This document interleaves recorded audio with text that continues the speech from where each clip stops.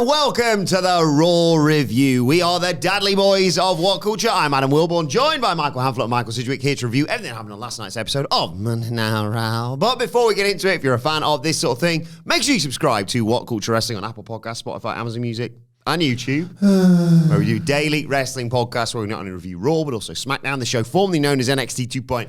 AEW Dynamite, AEW Collision, pay-per-views, premium live events. We have interviews, roundtable discussions, and a roundup of the week complete. A very good quiz, of course, on WrestleCulture. As I said, they're joined by Hamflett and Sidgwick to review Raw and the go-home show ahead of the Royal Rumble. So I finished this Raw, and I'll be honest, I went a little bit Wilbourn dog-brained. I was like, that was an exceptional edition of Monday Night Raw. I've since downgraded it a bit, but not loads. That was a very, very good episode of Raw. That was an exceptional Royal Rumble go-home Raw. Yes. That's where I sit with this one.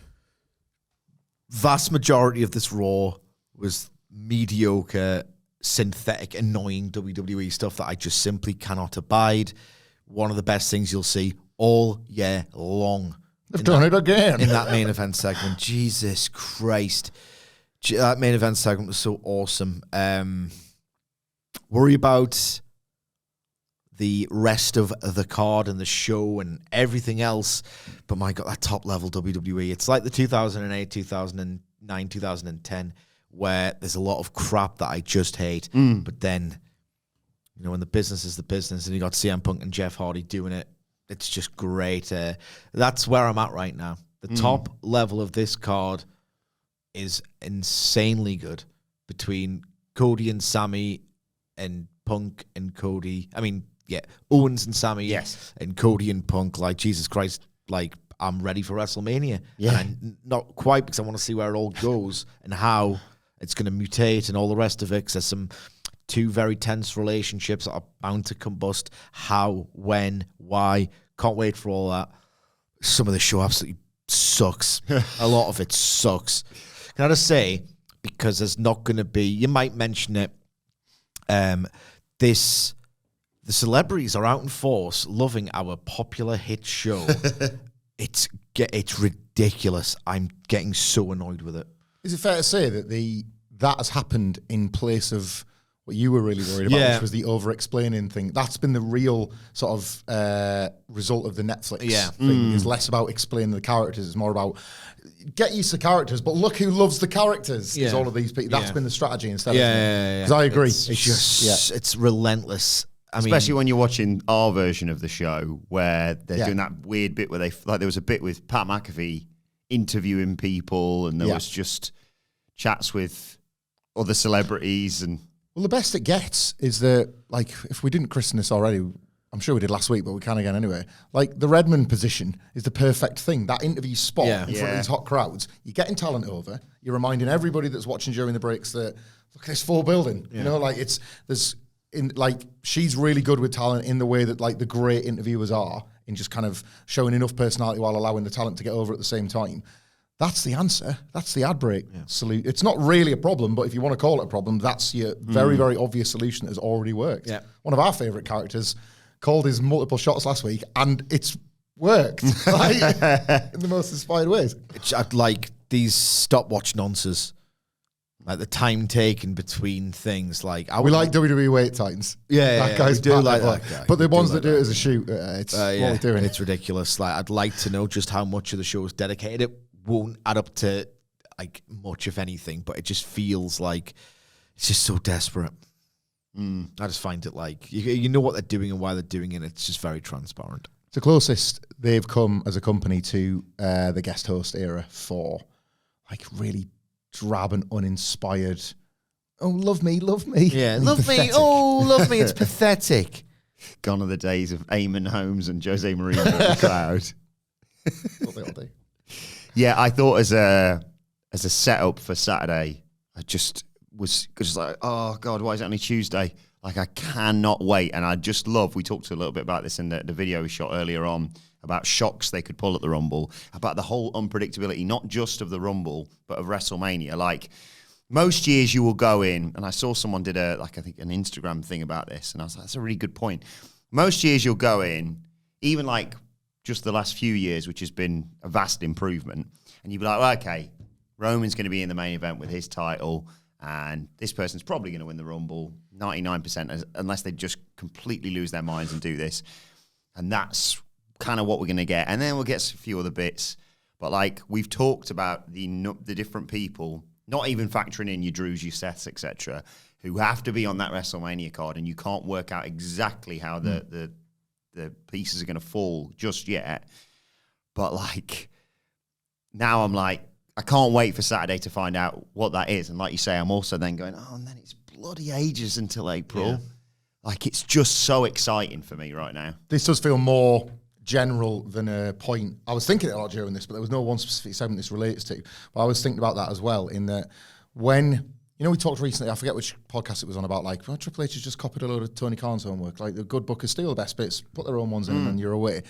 Like, there's a lot of wins and losses mattering to this, because one's going to win, 29 people are going to lose, right? But of those 29 losers, about 10 of them like have a loss that matters.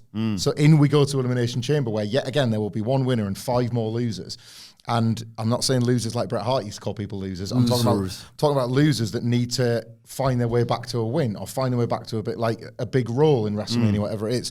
That, I think, is the little like extra secret weapon in the booking this year, has been as much about the people that can't lose rather than who's going to win. And it's added even more pressure for Triple H to finally get a Rumble right, because the build was good last year as well. If anything, one of the reasons why the men's Rumble in particular was such a disappointment was because the build was hot. Like Punk was back. He was an obvious like favourite, but there was all of these people that he was in an instant rivalry with. Cody had to go back to back to get back to Roman. So like the stakes were really high, and then the match felt like it fell quite short of those. This year, I'd argue that the stakes aren't as high, but the permutations are even more interesting. And it is for the winner as much as the multiple losers. There are probably 10 people that are going to want, like, not just, fingers crossed for inclusion on the card, a WrestleMania singles match upon losing the Royal Rumble. So those eliminations, as they're falling, your brain's going to be going, them? Well, what are they going to do then? It's that like, he's put himself in the best possible position, and it's through hard work. The wins and losses matter again, all of that. Like, you kind of keep screwing this up. Like, you can, and it'll be fine. You can't. I just like it. It can't happen again, can it? I want a hot Rumble. I want a hot Rumble. I do. You just sent up a bit. Be quiet 1 second. It can't happen again, can it, Sidge? It can. It can. It will. It'll be fine regardless. What they need to do is change the entire mentality of the company to create a good Royal Rumble. And I don't know if I'm previewing it this week or not. Maybe I'll be too miserable, so maybe I'll just say my piece now. Maybe I'll just repeat it later on in the week. We don't know yet. But what I will say is what I've been saying, because I want people to understand me, and I want to get my respect for being in front of it. Michael Cole's going to tell you cliff notes of who the wrestler is as they make a slow entrance. And by the time they get to the ring and do their spots, and people are like, in the corner getting punched with rubbish punches. By the time Cole stops talking, they do the slow entrance, do the spots, it's pretty much. And then maybe like, this wrestler needs to interact with this wrestler for whatever reason, like Jimmy Uso last year. And then it's on to the next one. It doesn't feel like this ultra competitive, go out there and kick out. It's an infomercial. We are in the infomercial era of the Royal Rumble. Ban any special entrances. Just ban it. Just run to the ring and get on with the action. I like that. I like that infomercial take. It's a roster. It's what it is. It's what it is. It's an infomercial for the roster. 60 people to show off. Some more over than others. About 5 good teams between the lot of them. But whoever you might like in that leaves an impression at the bare minimum, and then as a result goes on to have the year potentially, or goes on to being like a name in people's, Jordan Grace, for example, a name in sort of people's minds as, right, want to watch or want to whatever. No, it would be nice if they approach this as the match it is, rather than the infomercial, rather than the showcase. Well, let's get into last night's Raw. We had like a people arriving at the arena, recap of Saturday night's main event, that sort of thing. And then to kick off the show, Seth Rollins comes out.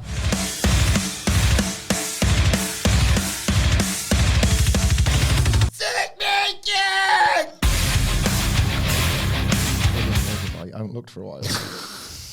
That's his song though. It's his song. So everyone sings it in the arena. Everyone sings it. Singing my song.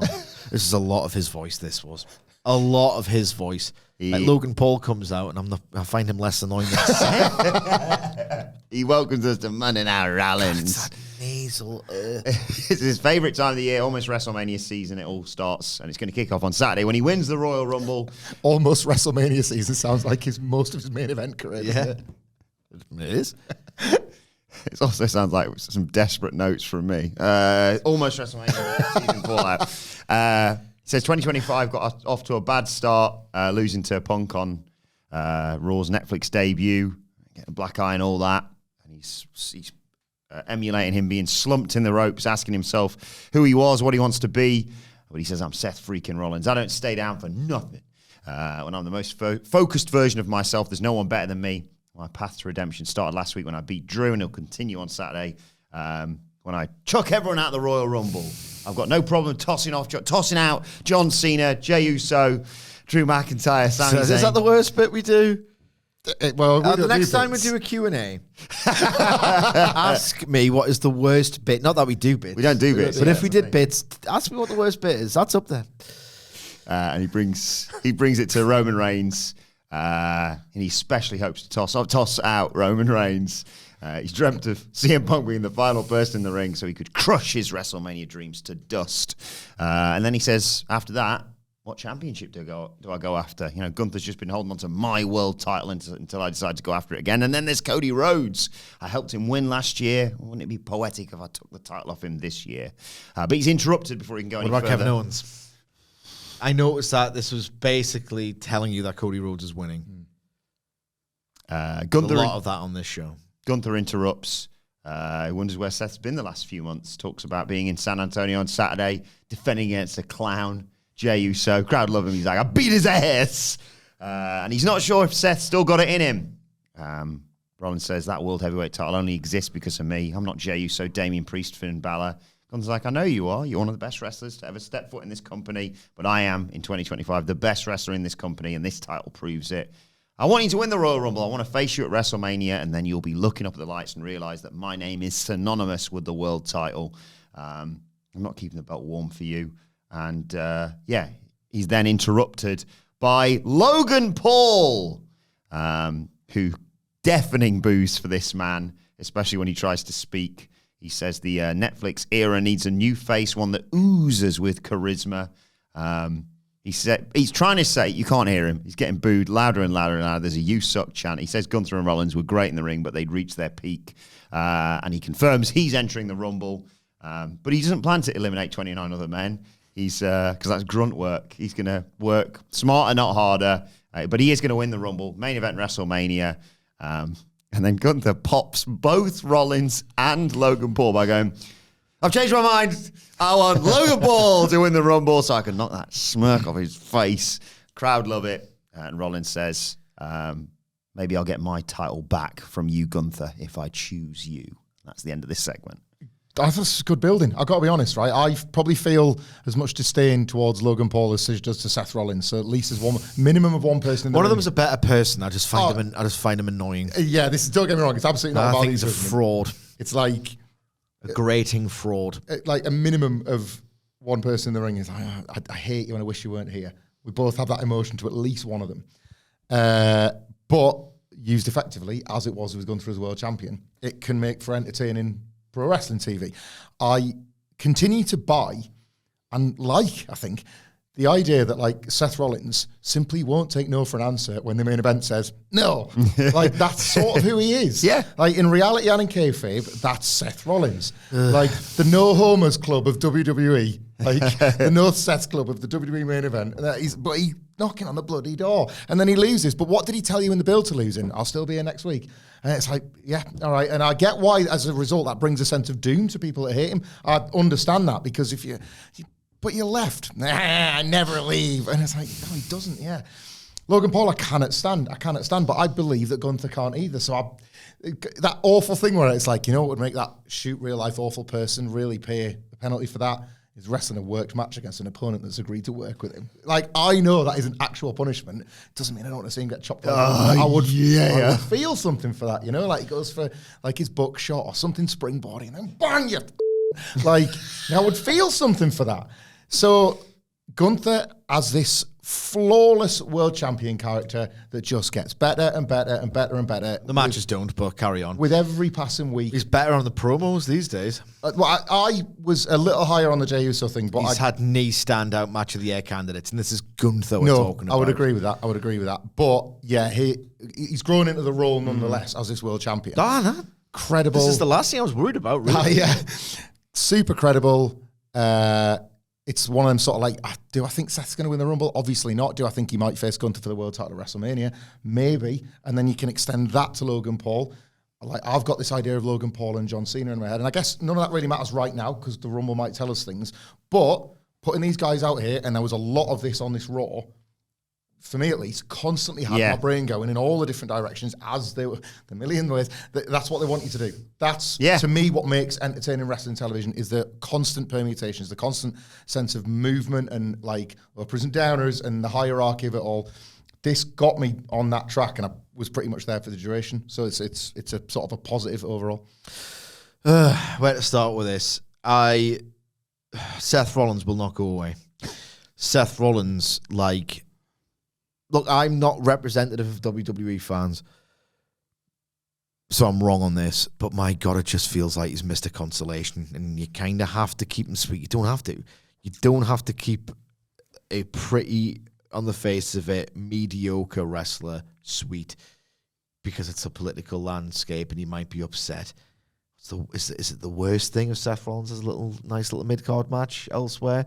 So for the fact that he was leading the show and basically all but saying, I'm going to be in a big-time role at WrestleMania, I'm like, does he have to be? He just reeks of consolation. Whenever I see him, I just feel like this will never yield anything really interesting or really electrifying or really entertaining. He's just kind of the safe pair of hands. It's like you don't need the safe pair of hands when you've got a hot hand. He's nailed the last couple, like 40 and 39. Rollins is on a bit of a, like Logan Paul and then the tag and his place in the tag certainly, and then the singles match with Drew. He's kind of felt like he's earned his Mania spot for me the last few years. I'm not like the Seth guy, but... What did he do with 39 again? Logan Paul. It was like... No, it was all right. Let's not forget 38 as well. God, yeah, the Cody match. Yeah, he's on a good run, I would say, like WrestleMania. He's the guy. He's a good job guy. Yeah, he's solid little buddy. He's a solid little hand. He is. You're right. Seth, I don't need to see him gunning for the titles and being like the B version of the guy. So when he came out, that voice just drives us insane. I thought, all right, okay, well, this is what we're doing. Is it? I expected as much. He doesn't need to be there. You don't need to appease him, in my opinion. He could just... realistically, you could promote other wrestlers up to that position, but we are where we are. Braun Breaker not having the IC title and going up against Gunther, that's different, that's interesting, that feels, dare I say, deserved meritocracy, but I'm not into, and I don't necessarily think they're doing it, but they showed you a direction and they want you to, maybe they're just testing it, or it's a red herring or whatever. Don't hate the idea of a triple threat with these three. I don't. Yeah. I think maybe because I really don't want to see Gunther versus Seth Rollins do 3 3/4 stars. I don't need to see that. Logan Paul was tremendous value in the triple threat last year. I think that's a really underrated match. The one with Orton, KO, Owens in Logan Paul. I had a blast watching that. It was so much fun. Orton's like, sorry, yeah, it was great. And I like Gunther can have fun with it in the build. Where I can say I'm sick of looking at this person who wants to be a clown and disrespects my world. And Logan Paul's here as well. There are actually similarities you can get drawn between Logan and Seth. And I tell you what, this segment, I was like, oh God, well, we're doing Rollins again, Mr. Consolation Prize, was saved for me by, like, this dude Gunther gets better every single week. I wish he had the matches still. He doesn't, but, I mean, it's Gunther. He's not washed or anything. He'll have them once he's in the correct programs. That little glimpse of babyface Gunther was f***ing magic, and I did not expect that. I've changed my mind. Pop He's both of them. funny as out. He's is, always man. had that wit, that cutting acerbic wit. Yeah. But to be able to like be a bit broader with it and actually go for the punchline. Because what he says is like incidentally cruel, and I find that funny, and it is meant to be witty. But the actual performance of comedy, I just thought he was great. Yeah. Absolutely great. Do the triple threat rather than the singles match for me. How many times do we have to do this with Seth Rollins? Big time world title match. B- grade crap. I kept working backwards, I suppose. So from Cody Rhodes, like Cesaro at 37, pretty great. It wasn't, yeah. man. I'm All right. telling you now. All right. We watched it, but we talked about this in the office last The year. UFO elevated it I beyond. watched it back and it was all right. And It was a match. I thought the Owens was an over delivery in the gym. Like, Right. 35 was Lesnar. Seth Rollins versus Cesaro at WrestleMania 37. I would say on 9 out of 10, or maybe 8 out of 10, AEW Dynamite is the second best or third best match. It's that back and forth shootout, or like an expressed good match between good wrestlers. It just happened to be. It's that WrestleMania magic effect of Probably right, it's yeah. on the show, it's in a stadium, it's got a beautiful backdrop, it's going to be more memorable than most TV matches purely because it's got that WrestleMania thing. In terms of the action, it was a 3 3/4 star, maybe even a 4 if you want to be generous. And the AEW tax pamphlet is in effect when it comes to WrestleMania, big time. I think You put that mother thing on Raw, and you take the UFO spot out of it, and you'll never remember it as long as you bloody live. I don't even disagree with that, but I will say I just say those it 2 minutes ago then. those things did. Hey, you've argued your case very well for a bloody change. But I will say what Seth did there was for the only time Wrestle at WrestleMania. the only time in Cesaro's career was prepping for like a world title match next and actually make him believable. He fought Roman at Backlash. Good little gatekeeper, Seth Yeah, Rollins. but this is it. It's like, can I come in now then? Absolutely not. Thank you for your service as usual on the outside of the door. You go on the Andre if you want. I've always wanted that trophy. Yeah, his last WrestleMania stinker, sorry. To go all the way back, like proper. He's not tennis. AJ Styles, is he? He's No, better than AJ. He's better than AJ. AJ is better than Seth, except at WrestleMania. I was doing the math because Calc and the Trig. the calc in the tree, it wasn't that good, but like fair play to him. Again, Seth dropped into the IC title opener at 34. His last genuine Mania Turkerino was against the game Triple H in the knee. Yes. Oh, that's like- yeah. Triple threat 34 again. Again, like Again. nice. That's the best match on a 7 out of 10 Dynamite. Yeah. And probably not even that at this point. Like The AW tax is real if you want to get that trending, and if you just want to circulate that phrase, we can really bring to light this WWE gets away with murder deal that's going on. Kathy Kelly interviews Well, that's it. CM Punk backstage. He doesn't care about Logan Paul. there's an AEW tax and the gentle signing the checks. He sure is, boss. He plans on winning the Rumble. He'd even throw out Kathy Kelly if he had to win it. When Sami Zayn interrupts, he's like, what you said last week about us not being on the same level. And, that is true because only one of us has main evented WrestleMania. Yeah. Ooh. This is absolutely class. I felt something for this. It's going on my spreadsheet. Yeah. What I loved about this was, as we talked about last week, it was either, because it's Punk, it was either, you dickhead, mate, or everyone on the show is saying that Sami can't do it in their own way, and that's how the CM Punk character would do that. And then jumping ahead, obviously, for Sami Zayn to say that and use it as a weapon against CM Punk, as he should, to then stand side by side with the man he needed to do it with Kevin Owens in the end. my God. It's the good stuff, man. pretty deft. Yeah. Deft. So he says, see you at the Rumble. And I thought, well, that was amazing. This can't get any better. And then Karrion Kross showed up. I was like, oh, yeah, here we go. Who let you in? And he goes up to Sami Zayn and he's trying to influence him. Stop thinking with your heart. Stop thinking with your head. Do it. Do that. There's a world of opportunity at your feet. I was like, oh, this is the best thing ever. And Kross leaves and Sami Zayn, "Whoa!" Cody Rhodes is there. See you later. It's brilliant, this. Got to hire him in the Rumble. I like that Sammy line. And you, Radar was wonky. You thought CM Punk was just going into business for himself. You got to trust the process. You're right, Sid. I'm sorry. You're right. You got to trust the process, You're right. man. It was just really jagged. Well, it's just wasn't it? it's just But- him. He's Yeah. good at it. He's got it. The good booking alarm's just gone off. Sammy and Punk is its own kind of captivating as well, isn't it? Like them two. Makes you think if it's... it does... there's not a million things, but there's a few things that Levesque makes you thinking about. They're not doing this for any reason. It's a good bit of world building, but then... So maybe it is just that. Punk wins the Rumble. Punk... I know where you're going. As a match with Sami Zayn. Sami Zayn maybe wins. Punk wins the title off Cody, and then in a bit of ghetto-style book, and Sammy's like, I'll have that first. I will have that first. And where in the world would they have to book that? Where? Where in the world? Where? It's Saudi Arabia.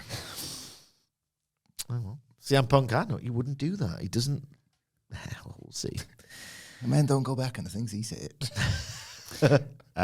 Speaks truth to power, man. He's the voice of the voiceless. He's the one true... He's the one... Actually, hang on. He's... I'm paraphrasing, but these are close enough to Punk's words. He's the one genuine article in a world full of counterfeit books. So if he's genuine, maybe his ethics he'll pass the ethics test. Speak truth to power. He speaks power to nobody. You know what David Zaslav calls me? Speaks power to whoever. That catchphrase. Yeah, they're only doing one Saudi show this year, so. Because the old Rumbleski's there in January, innit? You know. So what you're saying? He's got one to dodge. Miss one show, and then you've done it for another year. We'll see. We see there's an interview with A-Tan Dan Anda during the break, and then when we come back, and it's the parade of celebrities. He's Mr. Professional now. That's his new thing. Sorry, I'm on a Punk tangent now. I've got PDS. You know it flares up from time to time. It's a chronic thing. Yeah. His new thing is big draw, big professional draw. It's like, I'm a businessman. I'm well behaved. It's that outfit over there that doesn't know what it's doing, and both things could be true. It would seem. So you can say, I might have said some things in the past, and there's problems inherent, but I'm a professional. I'm a good boy. That's why I'm doing it. Not like those AEW suck asses. He'll spin it. He knows what he's a clever bloke. I can see through him, but a lot of other people can't. He knows he just doesn't care. Yeah, it's true.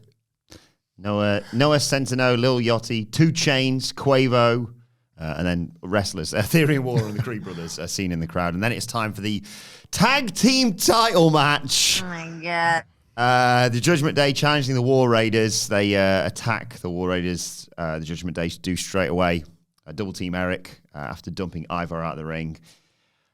JD McDonough early on does a springboard moonsault to the outside onto Ivar, and how he doesn't die, I have no idea. His head bounces off the announce table. You'll have seen this everywhere.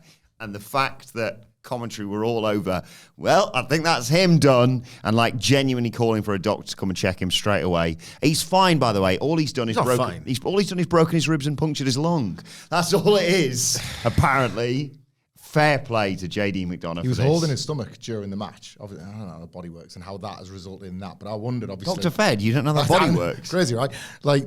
He was holding his stomach, and then obviously when you read about the injuries that took place, the idea that at a bare minimum, presumably he was working with some sort of concussion and not realising what else We can't say that. Because realistically, if he had showed signs of that, they would have called the match. That's fair. But just to have those specific issues. To think so. When you've seen that, when what you've seen doesn't even marry up with the injuries he's sustained, bloody hell. So I think what's happened is he's smashed against it so hard that's what's caused the punctured lung, which he himself has said, and then his head's got nowhere to go other than back and forward. This disgusting sort of, it was like a vibration. Edge's neck in the Bulldog show. Ay, Jesus Christ. But yeah, he carried on. During the break, the doctor came and checked on him, but he carried on. Fair play to him. Crowd give him a nice bit of support in there, despite everything he's done as part of the Judgment Day. They tried to finish him off to the War Raiders after the break, but McDonough ducks it and headbutts Eric and then pulls Ivar down from the suplex. Michael Cole is JD McDonough's biggest fan right now. He's like, how is this man still going? Imagine that, there. Imagine that a person's head snapping back on that desk. That's how far Michael Cole is. Yeah. Horrible, isn't it? Like, it's pretty horrible. Colleagues. Dom comes in, gets hit with a spinning kick from Ivar, but McDonough distracts the referee, and Carlito pops up to spit apple in Ivar's face. Dom hits the 619. There's a McDonough moonsault, and then Dom hits the frog splash and tries to protect the pinfall, but Eric shoves JD into the pile to break it all up. And in the end, JD gets knocked to the outside. Carlito gets knocked off the apron. Dom goes for another 619. But Eric comes in and they hit Dom with the War Machine to get the 1-2-3 and retain the tag titles. Wrestling's a strange business because this match was that moment, wasn't it? Like, that was obviously never in the plans. And yes. Can you imagine? So the plan is... Like, what's really going to turn the crowd here is, you can never account for that, and then that's what this match becomes. That's why it becomes memorable. That's why you could argue that's why it becomes heated. It was pretty dramatic. Yeah, were we really that into Should any it of have this? been called off? Probably. Yeah. I think so. Like, but there was never any sense It of was a sloppy shot. never any sense of a title change when we were previewing this yesterday. No. I got zero interest in the War Raiders title run thus far, and the Judgment Day had to lose as part of the Judgment Day story they're telling. So Which, by the way, is going to be sensational now when Finn Balor comes back. So JD smashed his head off the table, punctured a lung, and broke his ribs.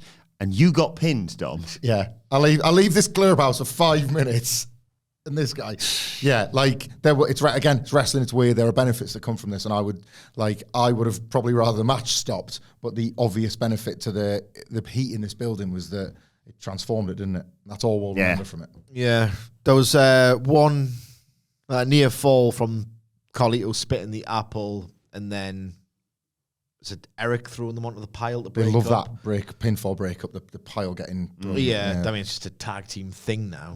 Can you make it? And Hangman Page did it best. When they won the titles. They did. AEW tags. What the first one of them was? So I just imagine that... Is it a takeover I thing? don't know, somebody does it the first time, it's going to blow your mind, doesn't it? It's Yeah. You know, it feels like a takeover, like a DIY. It feels like they've one, done it. It feels like they've done it, certainly. remember But I don't the know, you'll never know who the very first is. Yeah.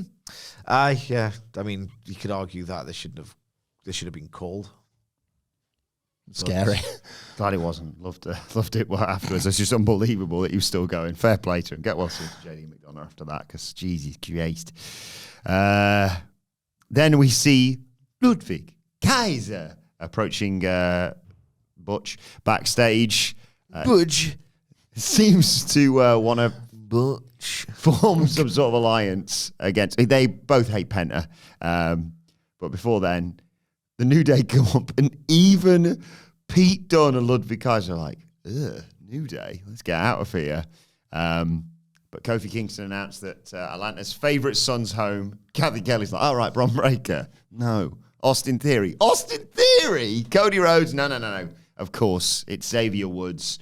He's going to beat the brakes off Rey Mysterio in front of his town, his mother, his father, and his sister. His family's not there yet, but they will be, because he's splashed out on very expensive front row seats. I'll say this now, save us repeating it later on. Some weeks it's entertaining, some weeks it's not. But the fact that they cannot get past this incredibly low ceiling of, that's a nice bit with the New Day heel turn. It's weird, isn't it? It's kind of infuriating, actually. Like, because some weeks it's not even entertaining. Then you're like, well, the nice bit wasn't even good. It was a good bit this week. It was, like, backstage and in the match, good bit. Is that the level? Is it? Yeah, a good bit for this. Yeah. Like, it's cute. It's too cute by half. I might forget this, so I'm going to say it now while it's still fresh in my head. When did Kofi do the promo in front of the live crowd? Or did he do one, or was it during the break? Yeah, he said that Woods is going to give him something that Kirk Cousins and the Falcons never could: a win. Michael Cole, with total deadpan, says, "Oh, Kofi's just insulted the local sports team. That's what you do when you're a bad guy, isn't it?" Yeah. Just completely trivialized the fact that these are meant to be horrible people. Not horrible people. NXT Season 3 commentary. Yeah. You Like, just rip away at it. they've Sort of thing. reached a point of no return. They've done a horrible transgression. They've changed, and of all people, these guys have changed, and at the expense of all people, Big E, and you're meant to feel like, God, these arseholes. And Michael Cole's just having a little, like, proper boys club, snarky fun with it. Yeah. It's not very good. No. Do you think that was the attempt was there to be like, I think it failed. Completely agree. I think the idea was every from Michael Cole upwards and down with The everybody. MGFAW thing. Yeah, they can barely get in the door because the arena security don't even like them. That kind of like everybody hates them. Maybe, and it was but it was a maybe. I misguided didn't attempt think at of them it being like that. maybe, pariahs you sort of know thing. what? I'm not defending it because Yeah. I think at this point it's too delicately pitched. It'd be different if they'd been like just poisonous influences. And even Michael Cole, this supposedly unbiased voice of the company, is like, I can't be objective. What they're doing is disgusting. Maybe, but still, it's too much and not enough at the same time. Yeah. They're the worst guys, everyone hates them, but it's just, and it's never substantiated by like the sentiment in the buildings. Like what they're doing, and I don't care if you think I'm wrong, is the MGF thing, where institutionally AEW hates MGF. Tony Schiavone, who's probably taken it too far in the other direction, was like, oh, he's a great athlete, even though I don't agree with his actions. Just outright personally hated MJF. And it was MJF and Adam Cole, obviously, for the Britt Baker stuff. Now he's just turned into a babyface commentator. One free shot in the Cody match was the all-timer reflection of that. So, amazing moment, that. Like, so Paul Turner at Revolution 2020, Cody's like, I want to use a weapon. And Paul Turner's like, well, no, because I'll have to DQ you. And Cody's like, oh, come on. He's an arsehole. And Paul Turner's like, yeah, whatever, just do one. Don't tell anyone. Yeah. What worked about that is MJF was a great, great, great heel, and people in the buildings hated him as well. Like that reaction when he comes out to wrestle Jungle Boy in February 2020 AEW after the Lashes segment. It's like they hate him. It's performance. It's all performance, but like they think he's an arsehole. They respect him enough to really try and be earnest with his reaction. That's not, for whatever reason, even though it's an inspired reason for them to turn heel, that hasn't happened, and therefore all of it rings hollow. I think the truth of it revealed itself this week, because when you had Rey Mysterio as the like symbol of all that is good, a different kind of locker room leader than the Dead Man, and like, you're not welcome. Like, people, you could buy that immediately. You could buy that, and then in contrast to that, when even Dominic Mysterio is like, "Come on, lads," again, perfect. Like those are the exact right choices. Oh my God! Will somebody please think of the children? Pete Dunne's offended. Who gives a what Pete Dunne thinks? Like, but creatively, like, who cares what the character Pete Dunne thinks of anything right now? And if we're being asked to care that the New Day, But then maybe that's the point, because he always normally would say, I don't care. He actually cares about hating the New he was Day. like the low bar. It's like, well, when you've lost Pete Dunne, you've lost everything. I mean, Just a lot of things work when you write them down, and just for whatever reason that you can't articulate, it just doesn't really work. Not working right heavy now. heat is needed. This is coming across as too lightweight. Yeah. I need to kick somebody's ass in a really horrible way, I think. It's creative and cute, but ineffective. Before the match with Ray for Xavier, we see Lil Baby, Killer Mike in the crowd. That was pretty cool, to be fair. Killer Mike's awesome. And Well, his studio output is. Cole... Never know with any celebrities. What have they said? What have they done? Can't deify any of them, can you? No. Not a one. Cole announced... Deify. The Rock. hang on. Jim Carrey. It's Jim just- Carrey's got... They've all... Honestly, I can tell you something Jim Carrey's not on with. Yeah. You know, there's loads of it. You've got to let him have the Rock today. It's 20 plus 8 after all. Cole announces during the match that is Zelina Vega's final night on Raw. She's going to SmackDown as part of the transfer window thing. Andrade's there as well. That's what Another people big get deal. excited about. But yeah, Ray versus Xavier. Woods is in his like Kofi was in his like jeans and all black and what have you, and he beats up Rey Mysterio. Hungry. There's a middle rope stomp to the back of the neck, takes to a break early on. Ray tries to make a comeback after that, but Woods cuts him off, but then gets hit with a sunset flip powerbomb off the ropes, and there's a code red in there for 2, but Woods shoves Ray into the announce desk, and then notices that his parents and sister have finally arrived, with sitting next to Lil Yachty in the front row. And he goes over to them for them to reveal they're all wearing New Day Sucks t-shirts, including Lil Yachty, which is quite funny. Woods' sister chucks a shirt in his face. He's pissed off. He goes back in the ring, and obviously Ray hits him with a 619 and a splash for the 1-2-3. Post-match, Ray joins the Woods family to put on a New Day Sucks shirt and poses with them. So maybe too cute. we covered it. It just feels too lightweight. But maybe I'm getting a bit of an asked and answered thing here, because if the heavy heel beatdown is on a Rey Mysterio in a really awful and cruel way, maybe they screw him out the Rumble and then just destroy him on Raw, and it's all rooted in the idea that, well, we didn't want to, but you embarrassed us twice.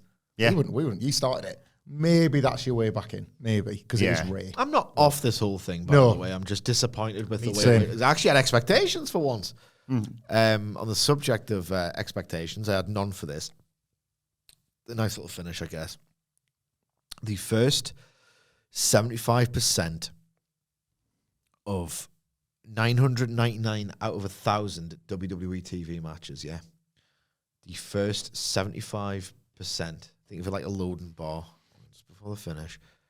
It's like a magnet for my smartphone into my hand. And a little plus sign on this one. And sure enough, a little minus sign on the phone. Whoosh, straight on. It is, I don't know how you do this. Yeah. Watch intently. I've got my phone now, it's happening.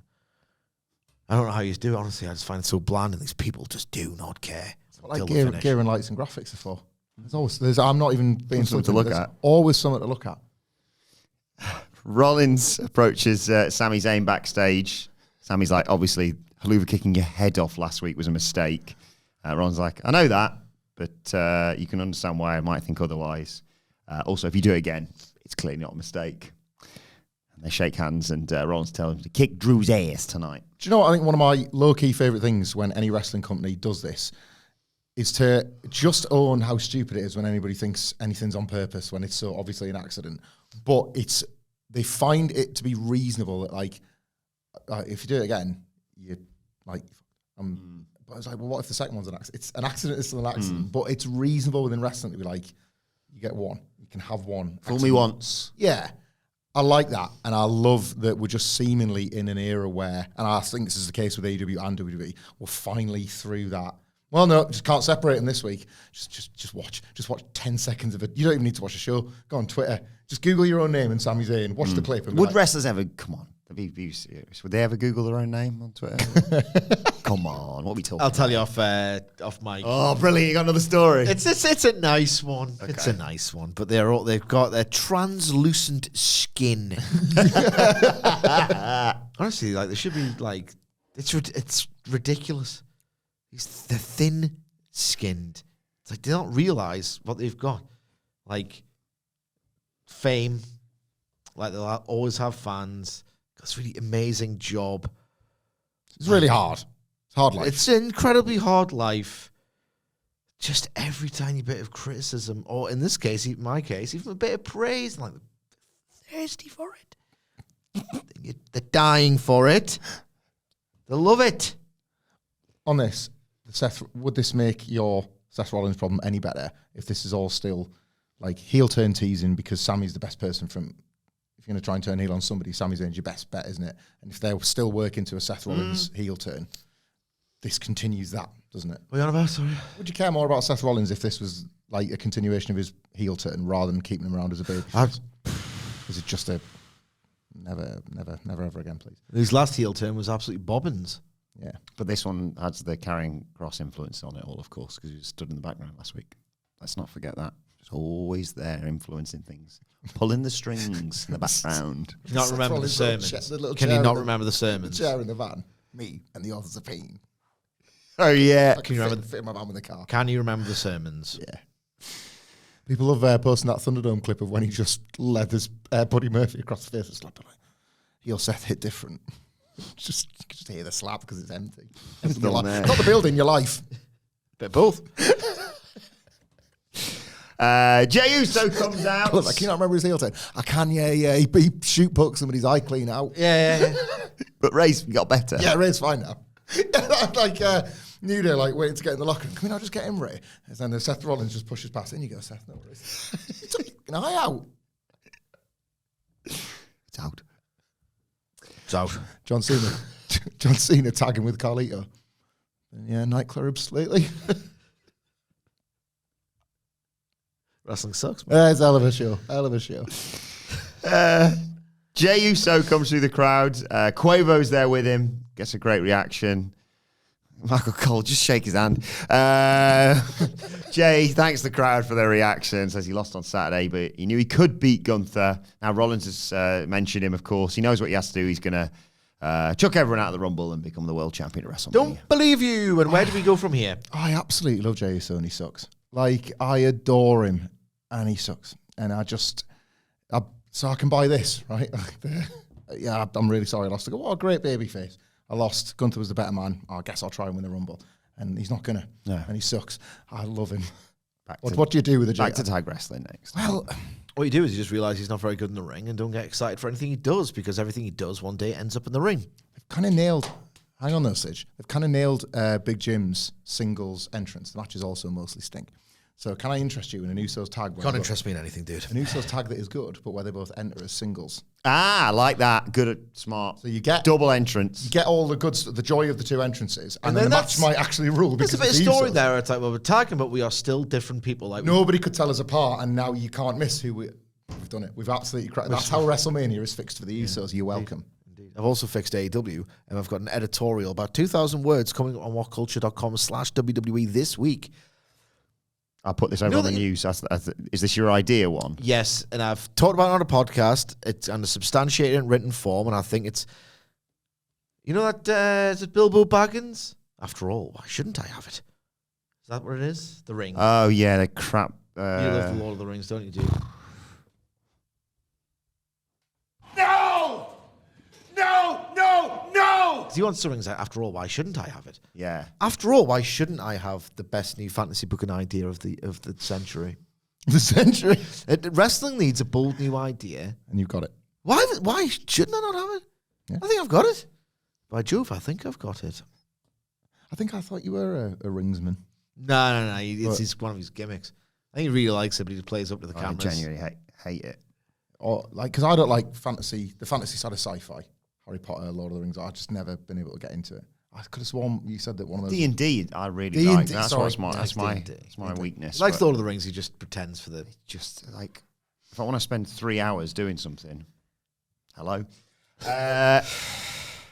Pat McAfee chats to Xavier Woods' family, and Lil Yachty wants to shag Rhea Ripley. That's what happened during the I break. think should we just shoot a Lord of the Rings for 2 minutes? Yeah, Yes, please please. do. You know that meme long of as you like need. the perfectly rendered horse, then it just becomes the cartoon. yeah. For me, there's an element of that about the Lord of the Rings trilogy. It's not my kind of thing, but it's a lush, like very tactile, well realized world, and some of the characters are nice, and I get it. Feels like it's its own thing, story. You know, it's just I'm not a big Lord of the Rings fan, but like a lot of people at the time when it was released in cinemas, I used to go with my family every year. 3 consecutive Christmases. Yeah. So Yeah, same. I enjoyed the first one. Don't have a huge nostalgia for it, but at the time I thought it's bloody good. This nice bit of family blockbuster fare, and to the point where like when I have a family of my own, maybe we'll do something similar around Christmas. Two Towers, right? Not bored of the battle scenes yet. And I've got this thing about cinematic battle scenes where I'm like, how do you know if you're killing your own guy? It's all very grey. How do you know who you're killing here? I think that in every Game of Thrones. Yes, I fight, get a little. every Game of Thrones. Single one. It's like, how They've do got you the same know? Gear on, you know, like How do you know? It's like my It wrestling all brain. comes back to gear. No, it's true. That's because it's like, well, at least if or like football kits, at least if they make an agreement that Yeah. their chainmail's a different Yeah. colour, you kind of go wrong them, but it's all the same. Like, Yeah, it's like the Hard Foundation versus whoever. I was like, well, don't fight the guy in pink. yeah, That's it, mate. So I'd get like stress and confusion, and I'd just get like, well, how do you know who's who here? So I get a bit of that, and it's just like it's a lot of the same thing. The Two Towers, a lot of the same thing. Battle. Where's the story? And Return of the King has like 8 different endings. Oh my God, It's interminable, isn't it? On and on it goes. I think And on it goes. it's just that all the films are so long. We get it. You've done some sweeping shots of, what was it, New Zealand they shot it in? Brilliant. They're running. And Frodo Baggins is such a little bitch all the time. Get on with it. What are you waiting for? If Dwayne was Who playing wants Frodo, he'd just sort it out in one film. The Rock would have just gone and got it done. Oh, Master Frodo, you're a bitch as well. Piss off, a bunch of you. Just sucks so much. Like Mission Impossible's right there if you want to watch a good film series. There's not a bad one in it. And they've I made watched the loads first more. 10 minutes of the first one, like about 3 months ago. So I remember seeing Mission Impossible 2, and I'm like, it's all right. And then I'm 15 at the time, more easily impressed. And it's Limp Bizkit's doing the theme. Yeah, and I'm thinking, course, it's just okay. It's not my favorite thing in the world. But then I've heard that like Tom Cruise goes like hog wild with the stunts, and they get better as they progress. So I was like, Does his own, doesn't he? yeah, like maybe I'll get into this because it does look pretty based. All the stuff that I see in the clips. Now go and watch the first one to try and get into the franchise about 3 or 4 months ago. I'm sorry, I'm going to upset you here. And I hate the little camaraderie and the little group and all the wisecracking that goes on. Don't like it. I don't like smug people in films anymore. Like when you see like cops be smug and hey, like the cop whose murder is imminent being cocky trope in films. I can't deal with it. Cannot deal with it. I'm a total dunce on Lord of the Rings and stuff. I've got fiction just kind of gives me the ick. I need to be in the mood for Fiction. Yes. Yeah. I don't know what it is. I do not know what it is. But over the last the last 1 or 2 years, I'm just, it has to be amazing. And if it isn't amazing, I don't like the characters. We're a Netflix documentary bunch of guys, aren't we, me and you? Yeah. And because I'm a writer myself, when I can tell someone's going for I want to do a cool line of dialogue, off transparent. I don't know what it is. I just I like Michael Owen, man. I've just gone off films. Unless it's David Lynch, I don't care. God, what a terrible thing! Like you either die or live long enough to realise Michael Owen was right about films. Yeah. Like if it's not David life Lynch, is pain. it's David Lynch is like the Okada Omega of film. It's like, oh well, nothing else is as good as that, is it? I like to be blown away by select portions of things that I gravitate towards. If it's like a 7 out of 10 album, I could listen to a 10 if I'm in the mood for music. If it's wrestling, it's like, well, it's not one of the best things I've ever seen, therefore I don't care about it. I'm cursed to have great taste. It's a sad life. Sad reality of the content super service world we live in now, isn't it? Because there's always that what is it, the Choice paralysis of paralysis, choice, where it's like, but like this, I like the dice thing. It's like, I'm rolling a 4 with this. There's a 5 and a 6 on that dice, so I'm not rolling that. Yeah. With telly. I was like, cursed with great taste. It's a curse. Yeah, they kept going, didn't they, with the Lord of the Rings stuff? Wasn't there like loads of Hobbit based stuff? And they're all 3 hours long, I aren't never they? wanted to watch them. Hobbit and now it's a bloody TV show. But you finished it. You got rid of the ring. Spoilers. But One, like fiction you might enjoy, again, like, because this is not my world at all, but the 2... Entourage. That's exactly No. right. Oh my God, it stands up to this. Shut up. No, it doesn't. My kids got me into these because I didn't realise it was part of a franchise or anything. They just wanted to go see it at the cinema. And the boys love going to the cinema, so I take them a lot. The animated Miles Morales Spider-Man situation. No, I don't like anyone in a superhero costume. Me too, brother. Those are different gravy. Visually, it looks okay. I've seen them, mate. I've seen one. You've seen one of them. I've seen one of them. Like, yeah, it looks pretty. You see the middle one or the first one? Because the story in the middle one is. Okay. Please be a heart. I like the Dark Knight. That is what I like. That's the only superhero thing where I like this a bit. I don't like superheroes in comics. Like Dark Knight, yeah. I like Michael Keaton's Batman. That's about I've gone off that. Batman Returns. I don't even like the first one that much. I like Batman Returns. Is that the one with Jim? Which one's the like one with Jim Carrey's the Riddler? That's the best one. Batman Forever. Yeah, Val Kilmer's Batman. That's the GOAT, baby. Jim Carrey. Mr. Riddles. What happened on Raw? Mr. Riddles. What happened on Raw?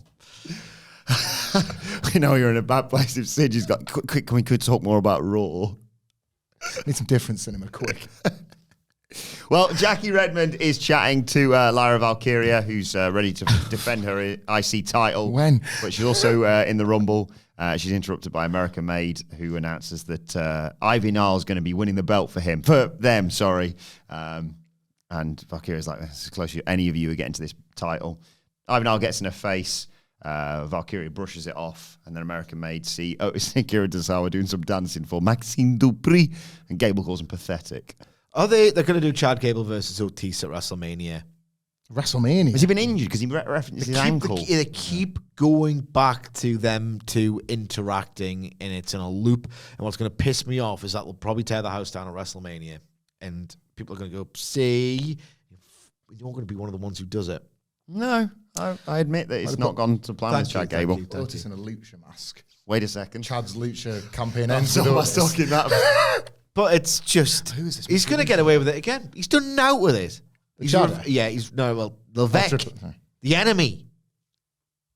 He's done nothing with this apart from the odd interaction like this once every 3 or 4 weeks. And then breadcrumbs, yeah. What's that? What else happened on Raw, mate?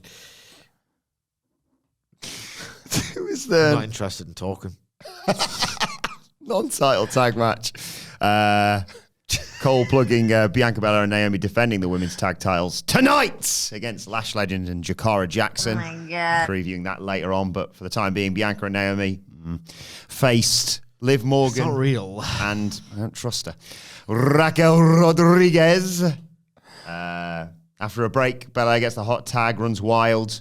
Raquel comes in, hits Belair with a spine buster. Some stuff happened before the break. Power bombs, usual early break. No, it's all rolled on, and then we rolled on. She power bombs Liv onto Belair for a 2 count. Naomi comes in and hits an X Factor for 2.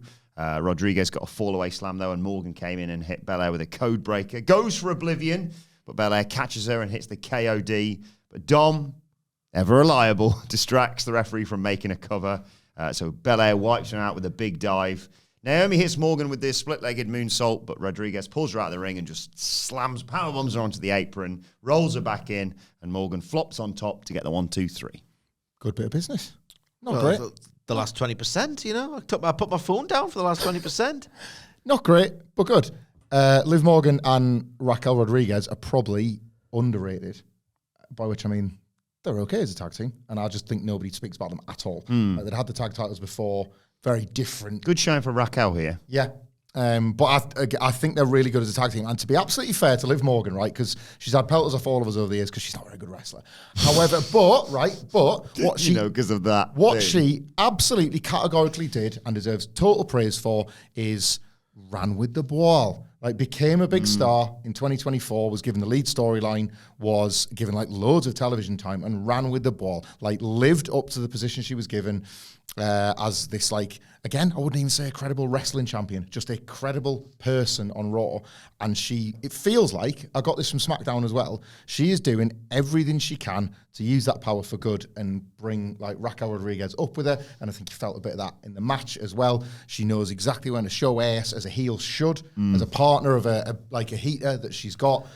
Like, I am starting to really enjoy watching Liv Morgan perform, even when the matches will never get above a certain level. That's the sort of, maybe that sounds generous, but it's like, you know, wrestling's a buffet, blah, blah, blah. It's different people can like supply different roles, and I'm glad Liv Morgan can do that. Anything else you want to say about this? Just excited for tonight, aren't we? Kathy Kelly interviews Rhea Ripley. I'm looking forward to it. I'm looking forward to tonight. We love Lash Legend, especially. Rhea doesn't care who wins the Rumble. She'll beat him anyway. Bayley appears, says, you know, I won the Rumble last year. I won at WrestleMania. Maybe I'll see you at WrestleMania. Rhea wishes her luck, and then Io Sky walks up, and there's just a bit of tension between the two of them, and they'll see each other at the Rumble. Yeah. Piss poor. Like, get what's into Dakota Kai, by the way. Yeah. He's in concussion protocol. Dropkick was a shoot. Like, this Raw and SmackDown from last week as a last minute. Oh my God, we haven't got any women. Yeah. Like, I like to think we've like been saying it, and not everybody does, about Triple H's negligence with this women's division. This Rumble build, he's pretty much just labelled it. Like, we can now use the Rumble build as the, do you want some evidence? Here's like months of it. We're talking in such grandiose terms about this men's one. It's like, well, they might as well be just looking around the locker room going, do you want in? Do you want to do it? Do you want to do it? It's pathetic. The comparison and the contrast is unavoidable. As if exemplified here, by the way, by a big fancy Penta video package, flames and then stuff from his debuts and what have you. And he's in the Rumble now. Yep. Compared to the Rumble. It's not great, is it? Penta, not Penta not being in the Rumble, as in. Yeah, I know what you mean, man. That look cool. Paul Heyman comes out to cut a promo. No Roman Reigns. Funny that, isn't it? Want to share this with Sidge? We recorded a video earlier on where you explained all of this, OTJ. And the listeners and viewers, of course. People. So I'm confused now. I would like a lot of things clarified. What are you confused about exactly? Well, what the hell's Roman Reigns doing? Because it seems like, what's he doing at WrestleMania even? Why is he kind of just completely gone off the radar? Because he hasn't he not? Right, before Wilbourn piles in with the real news, I'll give you my theory, because obviously with Wilbourn it's just facts, isn't it? Scoops. Roman's going to do a half-assed match against Jacob Fatu at WrestleMania. You've kind of done my long story short there, mate. But was this weekend, to be absolutely fair to them, a bit of an acid test of if Jacob Fatu, like his readiness for it and passed that with flying colours, because he did feel like a guy that could have a proper WrestleMania. Yeah, they should have put him over Braun Strowman. But like SmackDown and Saturday Night's main event, he was incredible. He was he's awesome. He makes me feel something. That suddenly is even more of a match than it was like last summer when he first arrived, I would say, if they're going to do that. Because I started thinking that during this Raw. But Wilbourn's got the facts. Yeah, no sign of Roman Reigns. 20+7. Of course. There's no sign of Roman or The Rock. So well, exactly. Well, how do you walk this back? It passed without incident. Who took him off the show? Because he was going to be on the show. He said, "Oh yeah, Paul, I'll be there on the 27th." And then suddenly missing. Maybe the final boss had something to do with that. Jesus Christ, dude. Maybe he's just noping the build. Or maybe he's just waiting until Saturday. As I've said, always, Rock will be in the Rumble. And if he's not there... Is Roman going to be... Who's going to... What's going on with Roman Reigns? Roman's in the Rumble. Yeah, no, but like... Captivating, whatever happens. He's going to be like him being final in the two, Roman. Without question. With the Rock when they throw out CM Punk. I do think the number 31 pitch is really funny because the fans will not... What are you doing? Because they accidentally revealed Nia Jax. That's Nia Jax. God, yeah, imagine if that I was... just think someone's messed up and just done another countdown. Botched it. Like, The Rock just appears on the ring. One of the few wrestlers who's got an interesting people recognise, and they managed to sort of Def Rebel the graphic. Oh, no, I was thinking, like, they forget that the number 30 wants to come out, and then just another 90-second time it starts going off again. Get someone out there. Someone else go. So anyway, yeah, Paul Heyman's out there. He's the one behind the one goat, the one tribal chief, the cover athlete of 2K25. Big banner drops down. Crowd chants OTC. And Heyman cuts a promo saying Reigns is coming back for his championship. He says it's going to be 29 versus 1 at the Rumble. Or 30 versus 1. You never know. 29 other men are coming for Roman Reigns. He's the biggest star in WWE on Netflix on this planet. He'd be the biggest star on Mars if Elon Musk colonized it. He calls the rest of the locker room Reigns one It's of not these. even the biggest star on WWE right now, mate. Paul Heyman, mate. Drew McIntyre comes out. Heyman's obviously very nervous, but Drew tells him to relax. The only person who should be nervous is Sami Zayn. He just wants to talk. McIntyre said he was responsible for all the success Paul Heyman's having. Crowd chants, "We don't care." He says, "You will care." Calls himself the daddy of the bloodline. He says, "I hate it, but I'm the kid list of it all." Said he eliminated Reigns. That's what this was. I was trying to work out what this reminded me of. This promo that he's about to cut, and you've nailed it. Kid list. Kid Lister did everything. Anytime anything happened in wrestling, Jay White, straight, it's Kid list. He eliminated Reigns to win the Rumble in 2020. He slayed the Beast at WrestleMania. That was obviously a former Paul Heyman client. After that, Heyman finds Roman at a low time and harnessed his talent for evil and went on to make more money than ever. And now, not only is Roman Reigns on the video game cover, but so is Paul Heyman. And McIntyre just wants to thank you. And Heyman thanks him. He says, "But you're crowding me right now." McIntyre backs off and just asks him for a favour. Tell your boy that I'll target him and kick his ass out of the Rumble, basically. Kick it. The Claymore's ring and the chick kick. And Paul says he'll pass the message along to Roman. And Drew said, "I was talking about CM Punk." We take the piss. I quite enjoyed this. Drew McIntyre continues to deliver in these sort of high pressure spots because at this point he's failed in all of his big missions, and the idea is he's kind of got to lie and tell you that he hasn't. And I think he does a good job of Drew McIntyre. He's very convincing. He buys into himself, and that's all you ever want from somebody that's put in a role like this.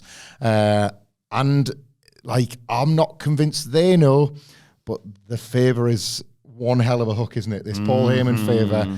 And I dare say there's been a number of different conversations. I'd love to pretend that when they first booked the idea, it's like, and it's going to be this. It's definitely not. I'm not sure about that. But I am Lenny from The Simpsons on this one. And it would be remiss if we did not mention the Bloodline special cover edition of the game. Oh my God. Because Roman is the tree. And Roman's the tree. And who said that first, you know? You're welcome, 2K. I mean, this is not a joke. We would love those resids because that game's like 150 retail. We'll take some of that, thanks very much. Roman's the tree. He is a tree. We couldn't have been clearer about that. I know. Said it. He's a new tree, but he's the existing tree, and he's depicted as a tree on the cover of the video game. All these things happened. Yes, it did. It's weird, isn't it? What do you make of all this? There's Roman Reigns.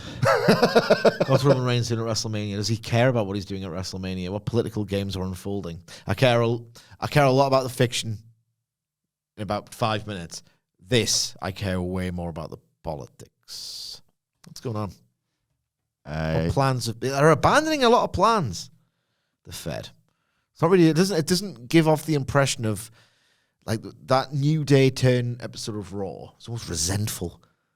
I'm a bit of a hater. I have my feelings and I have my truth. I'm like, God damn it, it's a well-oiled machine. It ain't going anywhere. But now, Somebody stole the oil. someone stole. What's going on with the Fed? The plans are changing, pal.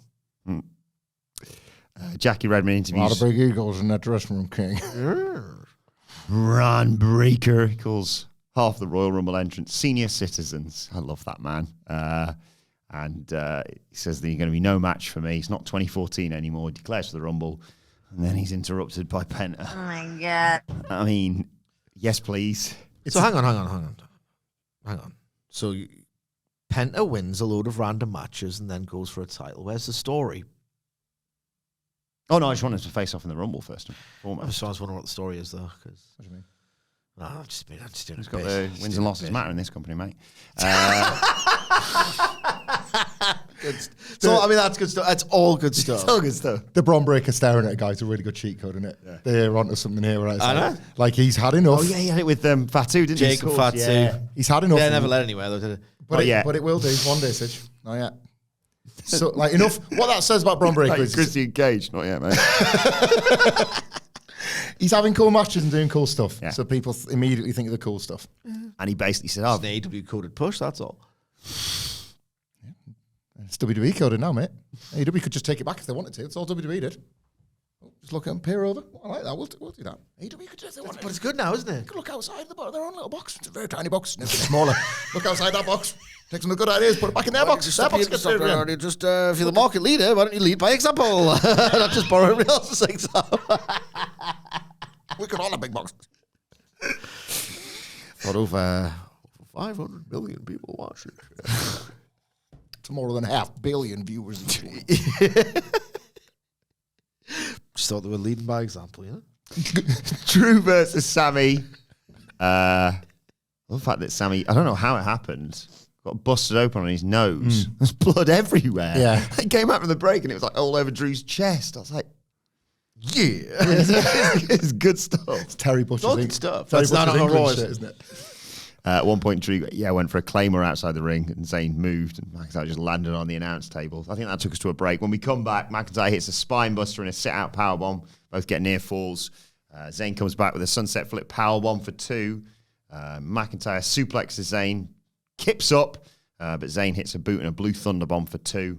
Zayn goes up top, but McIntyre grabs him and brings him down with a suplex. Tries for a claymore, but Zayn gets him with a cradle. And then McIntyre posts himself. Zayn hits an exploder into the turnbuckles, goes for Helluva Kick, but McIntyre dodges, covers Zayn and puts his feet on the ropes for the 1-2-3. Post-match, as Zayn briefly argues with the ref, McIntyre attacks him. Cody Rhodes runs down to make the save. Kevin Owens runs out to attack Cody. Rhodes fights him off, but McIntyre attacks Cody from behind. And Zayn tries to help, but accidentally hits Cody Rhodes with a Helluva Kick. And Kevin Owens just stands next to him. Does the old cheers, mate. And That was well done. Well orchestrated. Zayn can't believe what he's just done. Loads. Said I'm sorry as he was leaving. So much to love here, I thought. Like the Sami Zayn and Drew McIntyre, which now they're building this record that Sami can't beat him, and it's into like 10-0 the or double something, figures. Yeah. They've got really good TV match chemistry in that they're best over like a neat and tidy formula rather than anything epic feeling. So I like their like Saturday night's main event match was better than this. it was better than this, but like instructed to keep it tight, like these two. I like Saturday night's main Right event together. more than Raw, you know. What the one just gone? Just that it's like the format, just like was a get good- the flab out. It was a good Saturday night's main event, wasn't it? It was like Get way better than the first one. flab out of these matches. So much better. WWE doing sprints when the crowd just likes finishes. It's a pretty good idea. Yeah. Let's get all the shows shorter A vowel swap, mate. It's an impediment, isn't it? So I don't know why you laughed at us. No, I've just got some thoughts on it. And I've had some thoughts before. Make the shows shorter. Go out the little flap ski of the terrible. This felt a bit long on the tooth for the finish we got. I thought the match. There are times when Drew McIntyre seems to wrestle as if he is in an absolute brick house. Do you know what I mean? Gets a bit shootout-y, a bit back and forthy. Yeah. It was part of his elevation, I think, which unfortunately, as a result, he stuck with it. You know, when he thought, "Oh, they're actually giving me a go as a top babyface, so time to do that." Yeah. I've just put it over in this episode, by the way, and I've just want to now.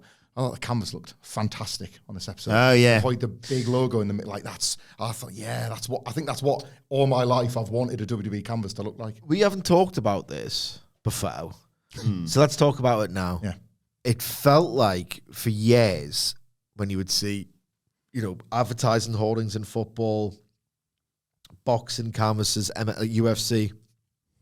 And it was always Vince saying, never, never, never, never, ever. It just won't look right. It won't look like WWE. We don't. It's amazing how it's the most normal thing in the world. Yeah. Look, the amount of money they've missed out on over the years for some weird Vinceism. It's bizarre. And I think that was it. Like, I was drawn to the big, it wasn't even a spot, it was a WWE logo. It wasn't even like a brand this week. But I just thought, that's a nice arrangement of the stuff. Because I've always liked the boxed off New Japan. I love sponsors. the New Japan ring. Like, so it's the sponsors around the side with a massive big logo in the middle. That's kind of like the perfect combination. Because the Prime one pissed everybody off because it was like, well, all you can It just didn't look look at aesthetically right. No. But I think, it looked great this week. It wasn't big enough.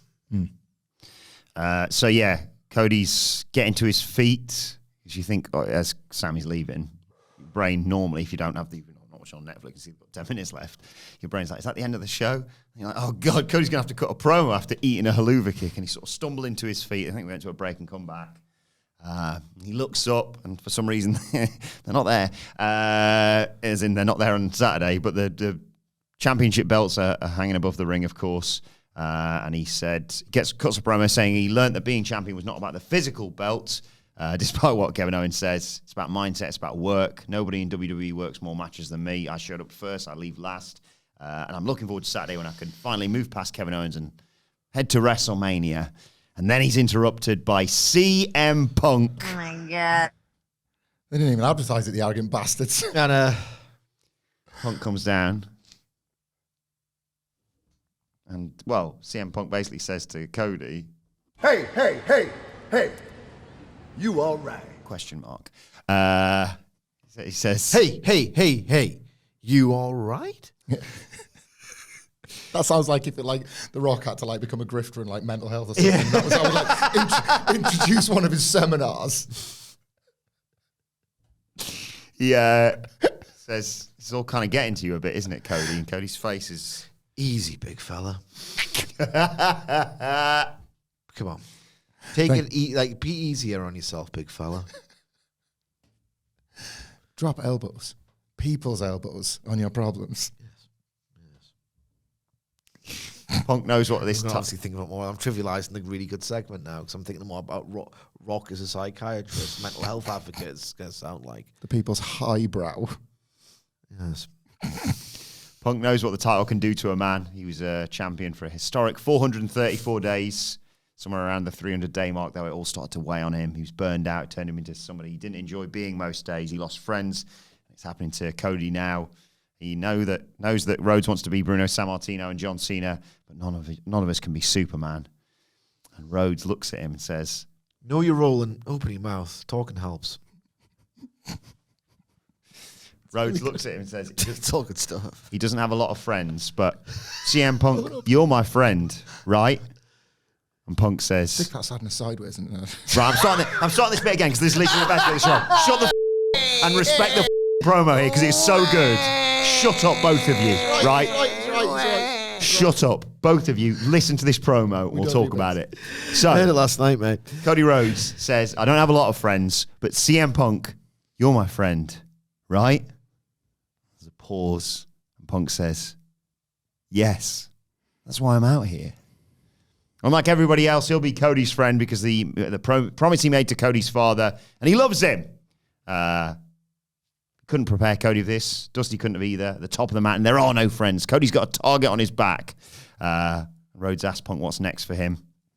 And Punk says, look, you're not going to get a lot of sleep. I know you're at home tonight, but you're probably going to have some sort of early call time tomorrow, or you'll be losing sleep thinking about the biggest match of your career against Owens, one of the toughest SOBs in the locker room. And then if you make it past Kevin Owens, there's the next show and the shows after that, less time at home, empty nights in front of sold-out stadiums. Someone's going to be chasing Cody, getting in the best shape of their life, winning the Royal Rumble and seeing you at WrestleMania. They'll be on the way up and Cody will be on the way down. That's the good news. The bad news is that somebody will be CM Punk. And he's not going to stab Cody in the back like everybody else. He'll stab him in the front. And Rhodes has got a story. Talks about OVW meeting Punk, learning arm drags, everyone there wanting to be Punk. And they make it to the main roster and they're chasing Punk. And then even when Punk goes away from the business, they're still chasing him because the fans are chanting his name for 10 years or whatever it was. But that dynamic has changed in the last year. Cody's not chasing Punk. Punk is chasing Cody now. And Cody hopes Punk wins the Rumble because he wants Punk to catch up. And Cody goes to leave and Punk's not finished. He says, a lot of men have said they hope it's me that catches them, but there's a graveyard full of careers that wanted me to catch them right up until I did. And Punk goes to leave this time, but Cody's not done. Like, drags him back, doesn't he? Get back here. I want to see the look on your face when you realize the best in the world isn't the best in the world anymore. These nuts. Sorry. Oh my God. Oh my God. Can I go first on this? Yeah. Quickly. Yeah. This was so good. My stupid mind, I hate. I hate my stupid mind. When I see something great, I'm like, well, everything else sucks. Like, this is just a total level above. One of the best professional wrestling segments you'll see in this modern era. Like, Punk's different gravy. This is why he inspires total marks, such as Michael Hamflett, or people who suffer from PDS, like myself, because he's amazing at his craft. The little pause here is so much more impactful than 100 people saying 1,000 words.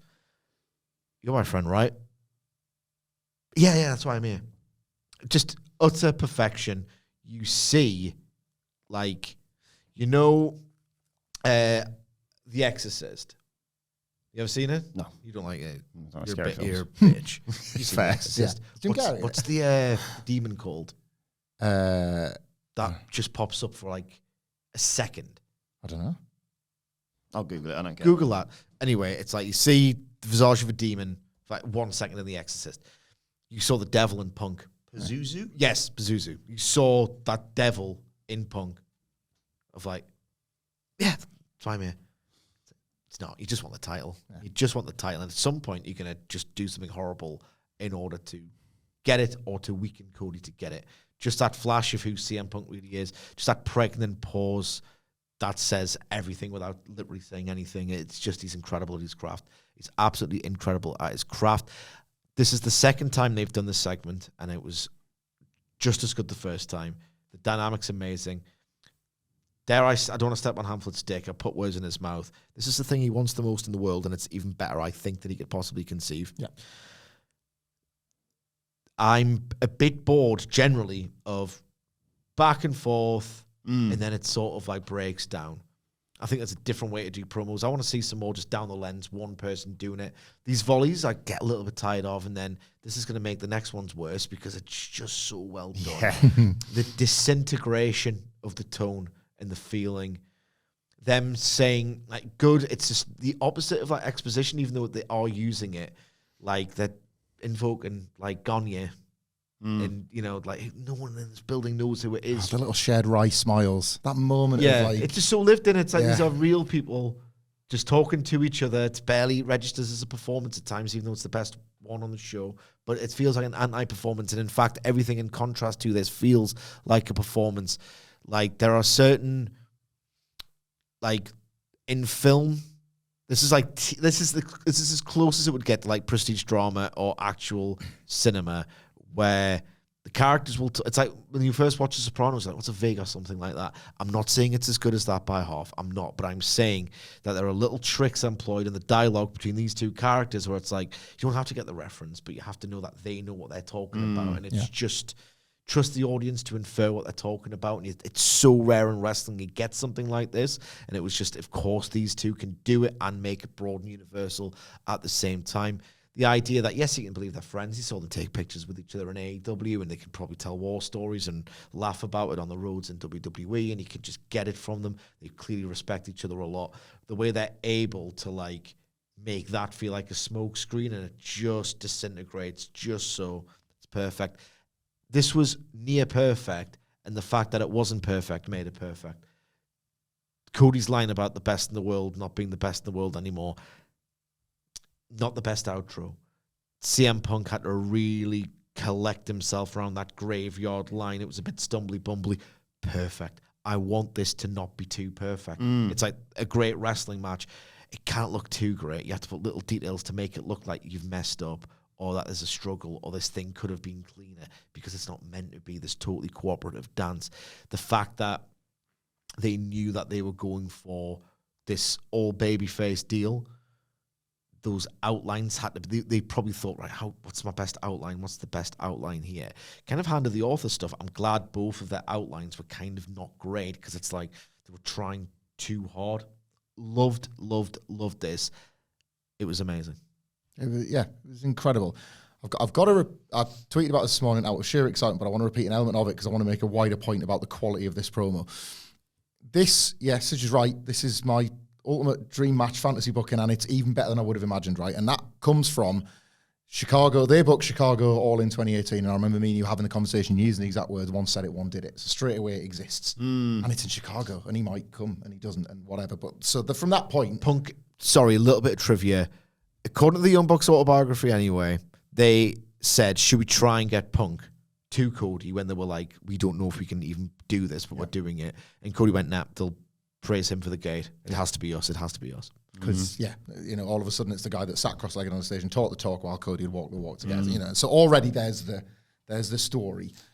2021, well, they're in the same company, and what a company to do. This is where you actually, the stage that we're going to argue about who built the stage, this is the stage. All Elite Wrestling is the stage. So the dream match is now, so all the layers are complete, so you think. And then Cody, just before he leaves, does that in promo, what do you want to talk about? Well, here's everything. Who's the guy that built the bank, guys? And it's like, all right, we're doing that. We're going, because this audience gets it. Again, AEW's the stage. So that is the story. That's how you tell that story. Then Cody leaves. And then we arrive back here. And then this time last year, again, feeling like they are so on the pulse that they've bugged our office and every wrestling fan conversation. Yes. I'm more American Dream than you, mate. Well, I'm more Punk than you, pal. Yeah. You were glad that they are saying it because it reflects how you feel about the two of them when they are just coming nose to nose to nose. And Punk last year doing the full rundown of let me tell you what's going to happen to you, Cody, and it almost did. But because I have lived it, and we're here 12 months later, and he's saying, let me tell you what's going to happen to you, Cody, because I have lived it. To be able to mirror last year's promo, but take it forward in a different way. And to my prior point about what we thought the story was always going to be of, I said it, well, I did it. That's only one part of it now. It's about being the champion. Yeah. And what have we always said about Punk in WWE? The reality is nowhere near as good as the fiction. I Hate You, Drew McIntyre gets more cheers than I Punch Jack Perry. Yeah. 100 times out of 100. I want to fight you for the belt, Cody, because I want the spot, Cody, is proven to be more effective than I said it, you did it. And we don't even need to address that. Yeah. We've seen evidence of how that simply wouldn't hit as hard as, I want to win that belt, and I want a WrestleMania main event, and I want all the things that you've got because I was this close and you got the whole way. All of the stuff I've just said still exists, but it turns out they're just the foundational building blocks of, I want the belt. And that's what wrestling should always be. Yeah. The fiction of I want the belt should always come first. And the fact that last year it was I want the belt because we're in the match where we need to get the belt, and now it's I want the belt because you've got the belt. It's just a sublime acceleration of the stakes between the two. CM Punk, as he did at Survivor Series with Roman Reigns, and as he didn't with Seth Rollins for Netflix, has called his shot for WrestleMania yet again because, the main event is in sight, a title is in sight, but those things are looking like they might not be exclusive this year. So if all of a sudden the belt was to change with Kevin Owens, what Punk's doing has been Kevin, you get yourself over there because me and Cody are headlining, and who knows how all the pieces fall. But certainly that's what he's illustrating could be done here. And everything is everything with these two, right? So you can pick up on any little detail, and if you choose to zoom in on it, you were right to do so. It's about inferring things, like Sidge points out. For Punk to name check Bruno Sammartino and John Cena, as he did when he was celebrating his own 400 days way back in like 2011, 2012, when John Cena is back and is going to be this almighty shadow being cast across WWE this year, like felt pointed for CM Punk to do that, to name check John Cena when we are all thinking, is this going to be Cody Cena this year? Has he got to beat him to prove that he's better than him? I just thought was such an inspired little name drop. For CM Punk to talk about how the reason I know what you're going through, Cody, is because I lived it. The subtext is 300 days at this, you're going to lose your mind. And what happened when CM Punk, in character, lost his mind? He turned heel, right? He became in the middle of that title run, he turned heel. If Cody Rhodes, as amazing as a babyface as he is right now, was to fight John Cena and was to turn heel in his quest to replace John Cena, just as CM Punk did all those years ago, as yet again CM Punk tells Cody Rhodes what's going to happen just like he did last year, wouldn't that be an incredible bit of business? Like, I don't think WWE are the company to turn Cody heel. However, it's a very, very hot babyface territory right now. And if anyone could be trusted to do it, based on evidence, it would be Cody Rhodes. So it's just interesting that like they even let you explore that in your own mind palace when you're watching this promo of the million other things you can explore. They're not even in the same match at the weekend. Not a million. They've got a go-home promo simultaneously for Cody versus KO, Punk in the Rumble, and a match that doesn't yet exist between them two. It's got to be the match as well. This has got a headline mania at this point. It's nothing else touches it. I need its headline next week because I will be forever worried that we're going to lose it again. Yeah. Like, this cannot keep slipping through fingers because look at it. Yeah. Do you know what I mean? Like, we've had, and even the brief physical example of the two of them in the last few minutes of the Rumble last year just clues you in on what magic they could make. It's what you watch for, isn't it? Yeah, this is what you watch for. Hell of a go-home This segment. has to be the match. It would be stupid. This idea could very quickly reveal itself to be dumb if this isn't the WrestleMania match. They had me on Cody and Punk and Roman a month ago, so I don't have any worries along those lines. This is always the one I want to go back to. Always. Contrast this. I'm not saying Punk and Roman, if they get in the ring, couldn't do something like it, but contrast this with that cinematic sit-down interview that Punk and Roman did on SmackDown. It's different worlds. Different worlds. This is the match.